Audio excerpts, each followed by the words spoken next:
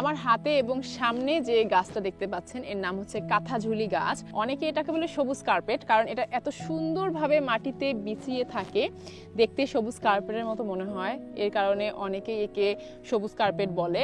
এটা এক ধরনের শাক, বিভিন্ন ধরনের শাক পাতার সাথে মিক্স করে আমরা গ্রামে খেয়ে থাকি এবং এটা কিন্তু এক ধরনের ঔষধি উদ্ভিদ।